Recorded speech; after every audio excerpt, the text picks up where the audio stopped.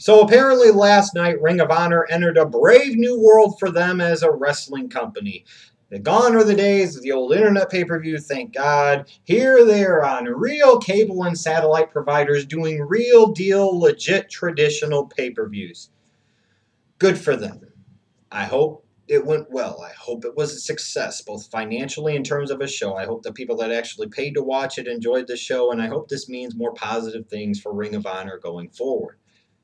I'm still not watching the product, but I seriously hope deep down that it does signify good things for the company in going into the future. I really, really do.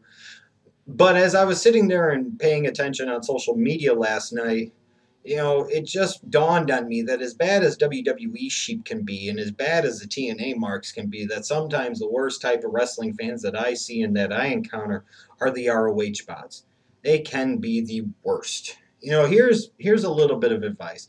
If you want people to check out your product, if you want people to sit there and come to your side of the fence, if you want people to kind of see what you see in Ring of Honor as a company and maybe some of the wrestlers that work for Ring of Honor, maybe bullying them and telling them how stupid they are and sitting there and telling them that anything else is inferior and everything else is crap compared to this isn't the way to go. Getting on that bully pulpit, and again, I'm somebody that comes on here that often gets on the bully pulpit when it comes to some of the videos that I do. But sometimes that is necessary and effective, and sometimes it's not. But if I'm sitting there and I want people to watch a TNA show or a WWE show or an NXT show, I'm probably going to, more likely than not, try to maximize and accentuate the positives of that given show and explain why people should watch that, not sit there and emphasize the negatives and talk about why people shouldn't do something, and watching anything other than this is ridiculous. It's stupid. And I also sit there and say to the ROH bots, some of them, a lot of ROH fans do truly love the product, but I say to a lot of those ROH bots that sit there and mindlessly and blindly defend this company and everything that they do, good, bad, or otherwise, you claim to love the company so much, yet so many of you, when it comes time for shit to get, and it's time to actually support the company where it actually matters the most in terms of putting money in Ring of Honor's old hashtag ass pocket, you guys fall short because so many of you sit there and actually stream the pay-per-views yourselves, all the while as well do a terrible job of pumping up the show and promoting the show and marketing the brand and marketing the show to the point where it took until about halfway through that show last night for me to even realize and understand that Ring of Honor had a real deal legit pay-per-view going on last night in Best of the World. So many of you claim that you love it so damn much, but apparently not enough to actually spread the word and promote it and help give Ring of Honor the free advertising that they needed in order to promote the event. All the while, so many of you are sitting there and streaming the damn show yourselves. So you'll sit there and talk about this and you'll talk about that and talk about how you're real wrestling fans and you want ROH to succeed, but yet when shit gets to get, putting money in the old hashtag ass pocket of Ring of Honor, you fall desperately, desperately short. And, this all comes down to the whole concept of streaming pay-per-views. And Ring of Honor sent out a tweet last night talking about report all bootleggers to Nate at takedownpiracy.com. And I get it from the standpoint of Ring of Honor. You're trying to protect your intellectual property. You're trying to protect your pay-per-view and your revenue stream. And you want to make as much money as you possibly can. On the other hand, even with that being said, I'm like, your Ring of Honor, at this point in time, to me, you would want to get as many eyeballs on your product as you possibly can. Is this the best way to approach it?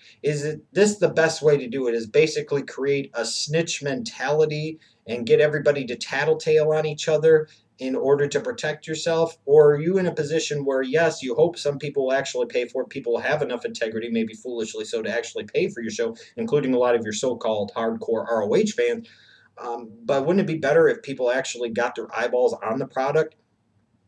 Don't you sometimes have to bite the bullet short term for a long-term benefit and gain? But again, I do understand the perspective that an ROH has on this. My fundamental question when it comes to streaming pay-per-views is this.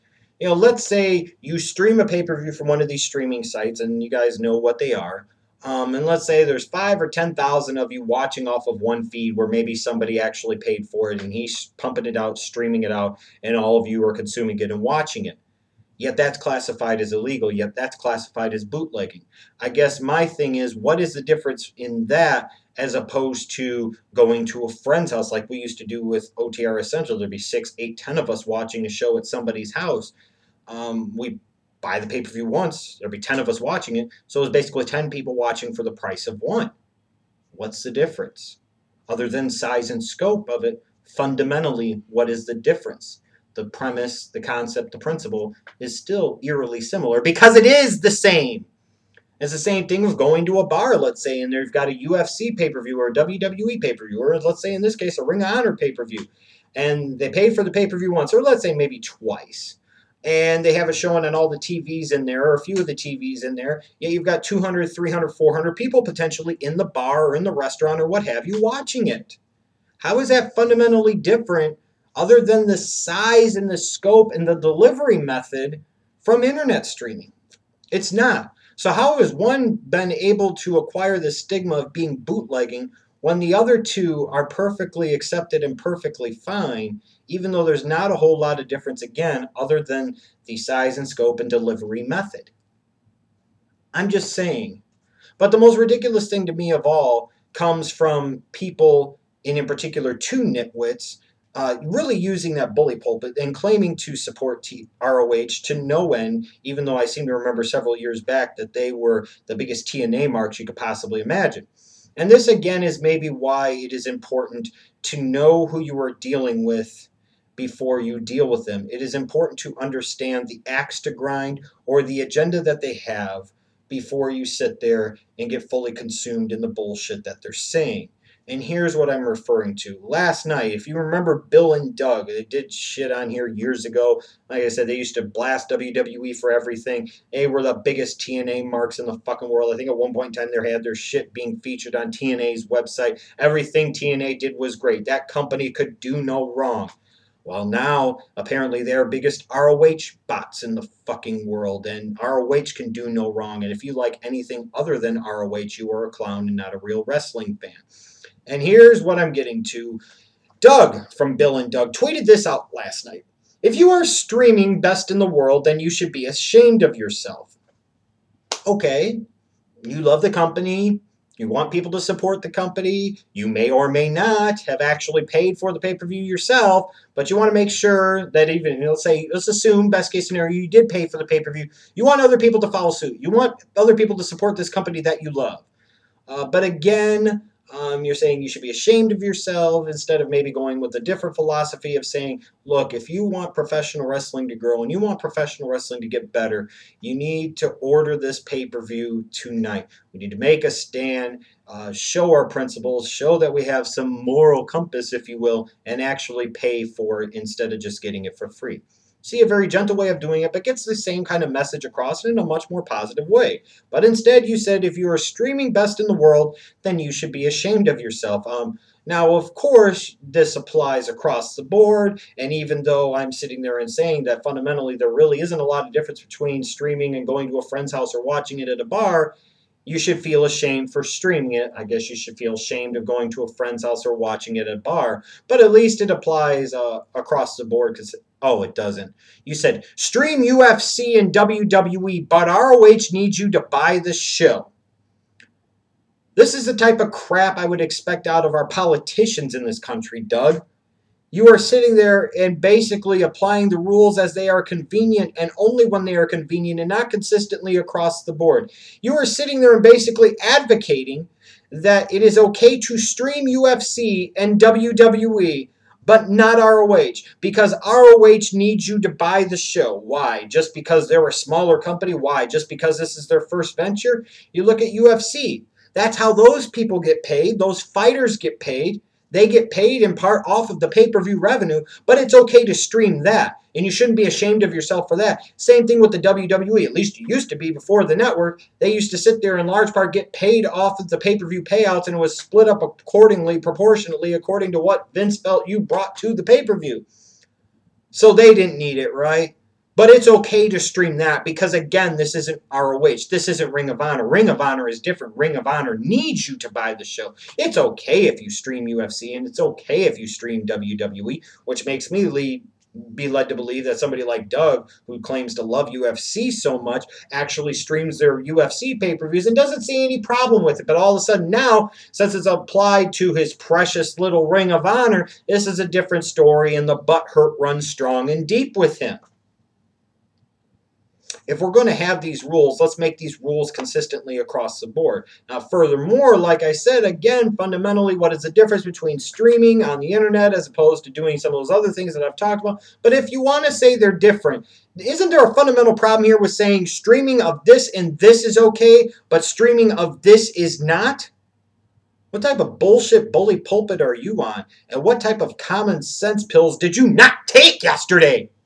Oh, and then, of course, Bill chimed in. I think this was in response to Delexman, when Delexman said that Best in the World was a good show. Bill says, you stole money from the same company and wrestlers you said put on a good show. Not being a dick, just using common sense.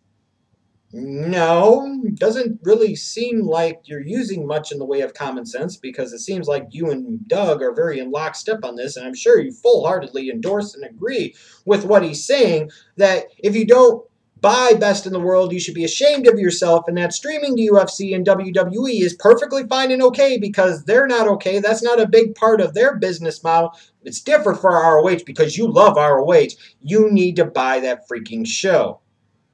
Again, fundamentally, how are you stealing money from the company and the wrestlers that you just said put on a good show if you went to a bar to watch it or you went to a friend's house and watched it? Isn't that the same thing? Like even Bill and Doug, if you two got together for an ROH circle jerk and one of you paid for the pay-per-view and the other one didn't chip in anything, that is two for the price of one. If you both said that it was a good show, wouldn't you fundamentally be doing the same thing that you're accusing Delexman and others of doing, saying that they just stole money from the same company and wrestlers they said put on a good show? How is that different? Oh, I bet it's different now because it applies to Ring of Honor. Just because the size and the scope is different does not fundamentally change what is going on here. It sounds like you are being a dick because Bill and Doug are being dicks. They have Ring of Honor's dicks apparently shoved so far down their throats and so far up their asses that it clouds their credibility to the point where you can't see it because there is none. You know, if you love Ring of Honor, that's whatever. If that's your baby, that's whatever. But when it gets to this point in time where you're speaking down to other wrestling fans in a ridiculous way for ridiculous reasons and totally and completely contradicting yourself and setting a clear and present double standard, then you lose the most important thing of all, I think, is respect. I mean, you're basically saying that streaming ROH pay-per-views is wrong, but streaming WWE and UFC pay-per-views is okay. You know, I don't think anybody should be okay with that. I don't think that makes sense to anybody. And I don't think Ring of Honor would agree, who said, report all bootleggers to Nate at takedownpiracy.com. I'm sure that all bootleggers would probably carry over to other companies as well because they would want to see those other companies be protected as well because it's good for all people involved. Just throwing it out there. So these Ring of Honor fans that claim to love the product so much, even though back when they had the internet pay-per-views, only 1,500 to 2,000 of them were actually buying it, and I was actually one of them, you know, put your money where your fucking mouth is. To those of you that love Ring of Honor so much and you want other people to actually watch Ring of Honor, maybe actually try promoting it. Maybe actually try and spreading the word about it. Maybe actually doing something to affect positive change about it.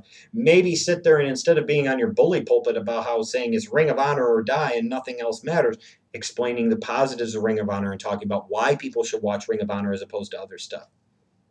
Again, what do I know? I'm just a schleg daddy. I just do my little stupid channel here. But, you know, at the end of the day, it just seems like there's something fundamentally broken here. And again, it just kind of, you know, goes back and harkens back to what I've said before, that WWE sheep are bad, TNA marks are dumb, but by far the worst group of wrestling fans that I see, at least in some cases, have to be the ROH bots. It's okay to stream an ROH pay-per-view. It's not okay to do that. But streaming a UFC or WWE pay-per-view, that's bad. Bad! Bad!